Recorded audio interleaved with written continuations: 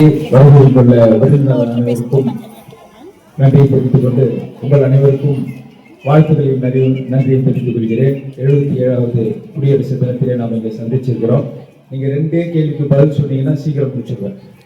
ஒண்ணு, இப்ப கூட்டத்தை முடிச்சா நல்லா இருக்கும்னு சொல்றவங்க கை தூக்குங்க. சரிங்களா? இதுதான் உண்மை.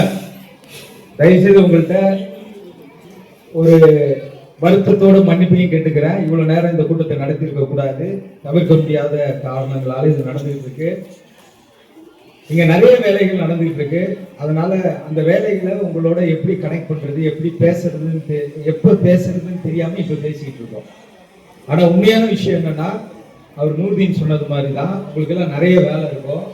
ஆண்களை போல நீங்க கிடையாது. நான் காலையில நாங்க நேற்று எங்க வீட்டுல வந்து ஒரு திருமண நிகழ்ச்சி நைட்டு 2 மணி தான் வந்தோம்.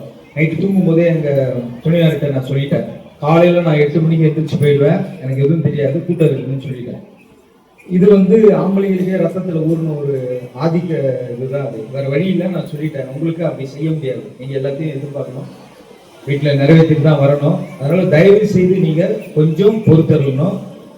இதற்கு அப்பால வரக்கூடிய இந்த மாதிரி நிகழ்ச்சிகளை நீங்க என்ன நினைச்சிட்டு வந்திருப்பீங்கன்னா, இந்த ஸ்கில் இதை முடிச்சிட்டோம் சர்டிஃபிகேட் வாங்கிட்டு போயிடலாம்னு நினைச்சிருப்பீங்க. ஆனா மற்ற உதவி செய்யக்கூடிய நிறுவனங்கள்ல இருந்து இங்க எங்க வேறுபடுறோம் அப்படின்னு சொன்னோம்னா, நீங்க வெறும் பயனாளிகளா உங்களை நாங்க பாக்குறது இல்லை. சரிங்களா? நாம உதவி செய்யறோம், நீங்க பயனடைகிறீங்க அப்படின்னு பாக்குறது இல்லை. இந்த அறக்கட்டளையினுடைய பேரே வந்து கடமை கல்வி அறக்கட்டளைன்னு வச்சிருக்கோம். மனுஷனா பிறந்த எல்லாருமே இந்த உலகம் என்பது வெறும் மனிதர்களுக்காக மட்டுமல்ல, எல்லா ஜீவராசிகளுக்காகவும் படைக்கப்பட்டது. இப்ப எல்லாமே வாழணும்னு சொன்னா ஒருத்தருக்கு ஒருத்தர் நாம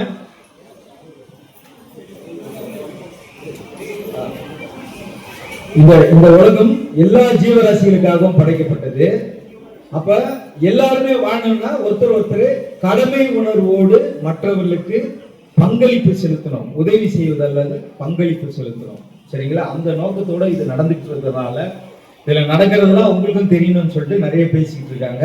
நீங்க கொஞ்சம் பொறுத்தரலுங்க. இது 1வது கேள்வி. அதனால நீங்க இதுக்கப்புறம் இங்க வரும்போது என்ன நினைக்கிறேன்னா, உங்களுக்கான டைமா இதை மாத்திக்கணும். இப்போ தோழர்கள் பேசும்போது கூட நான் சொல்றேன், நிறைய விஷயங்கள் கொஞ்சம் நெகட்டிவா, அதாவது நெகட்டிவான்னு சொல்ல முடியாது, அதாவது நிறைய தெரியலன்ற மாதிரி நினைக்கிறாங்க. அப்படி கிடையாது, எல்லாருக்கும் தெரியும். ட்ரம்பை பத்தி பேசும்போதும் 500% வரி விதிப்பு பேசும் இந்த அம்மா உடனே தலையாட்டினாங்க. எல்லாருக்கும் தெரியுது, யூடியூப் வந்திருக்குது, விஞ்ஞானம் வளர்ந்துருக்குது, எல்லாருக்கும் எல்லா விஷயங்களும் தெரியுது. இது நமக்கானதா? இது தெரிஞ்சுக்கிட்டு நம்ம என்ன செய்ய போறோம்ன்றதுதான் கேள்வி. அப்ப இந்த இடத்துல 2வது கேள்வினா, இப்ப இந்த வசந்த் இருக்காரு, தோழர் இருக்காரு, இவங்க எல்லாம் உங்களுக்கு செய்யக்கூடியது என்ன சொல்லுங்க, சத்தமா சொல்லுங்க. சீக்கிரமா சொல்லிட்டீங்கன்னா நான் சீக்கிரம் முடிப்பேன்.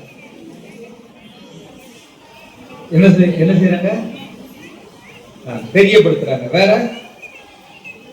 உதவி செய்யறாங்க. உதவி செய்யறாங்கன்ற அந்த வார்த்தையை எடுத்துருங்க. அதுதான் நான் இப்ப சொல்ல வந்தேன். ஏன்னு சொன்னா, நீங்க பயனாளர்களா ஆயிட்டீங்கன்னு சொன்னா நீங்க இதனுடைய பங்குதாரரா இருக்க மாட்டீங்க. இவங்க இங்க திரும்ப சொல்ல வர்றது என்னன்னு சொன்னா, இது மாதிரி நிறைய இடத்துல நடக்கணும் அப்படின்னு சொன்னா உங்கள இருந்து நிர்வாகிகள் வர வேண்டும். அது கடமை அறக்கட்டளை தான் பேர் இருக்கணும்னு அவசியம் இல்லை.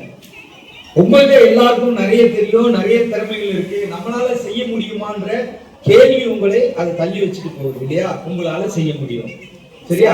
இப்ப நீங்க எதிர்காலத்துல நிர்வாகிகளாக மாற வேண்டும். ட்ரஸ்ட் இது மாதிரி பல முயற்சிகளை முன்னெடுக்க வேண்டும்.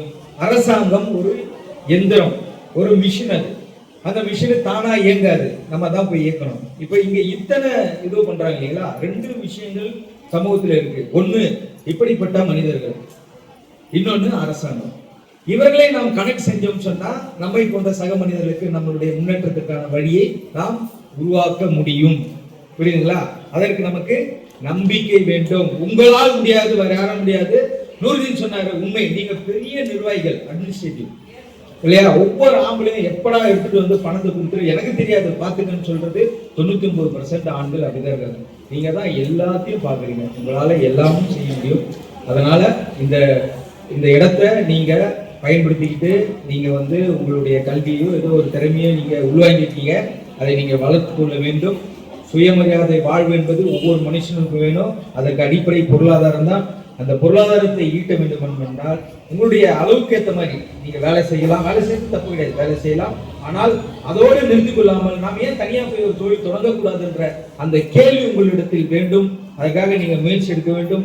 நிறைய தொழில் முனைவர்கள் வேண்டும். உங்களால் முடியவில்லை என்றாலும் உங்களுடைய அடுத்த தலைமுறையை நீங்கள் தொழில் முனைவர்களாக, வியாபாரம் செய்யக்கூடியவர்களாக, பிசினஸ் பீப்புள்ஸாக நீங்க மாற்ற வேண்டும். அதுதான் இந்த கடமையாளர்களுடைய நோக்கம். இந்த நிகழ்ச்சி மட்டுமல்ல, இந்த ஒரு அந்த ஆரி ஒர்க் மட்டுமல்ல, உங்கள்கிட்ட இந்த கடமை சொல்லக்கூடியது திரும்பவும் நீங்கள் நிர்வாகிகளாக மாற வேண்டும், நீங்கள் தொழில் முனைவர்களாக மாற வேண்டும், பொருளாதார வழிமுறைகளாக மாற வேண்டும், சுயமரியாதை உள்ள மனிதர்களாக மாற வேண்டும். அதற்கான தகுதி உங்களிடத்தில், ஆற்றல் உங்களிடத்தில் இருக்கிறது.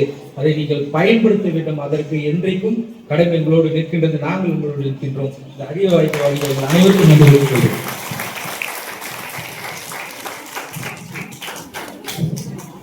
சரவணன் சார் அவர்களுக்கு மிக்க நன்றியை தெரிவித்துக் கொள்கிறோம். நாங்கள் ஏற்கனவே சொன்ன மாதிரி அந்த சதீஷ்ன்னு சொன்னோம் இல்லையா, அவர் சதீஷ் வந்திருக்காரு, அவர் எழுச்சி நிற்கணும் அப்படின்னு நான் கேட்டேன். சதீஷ் அவர்கள்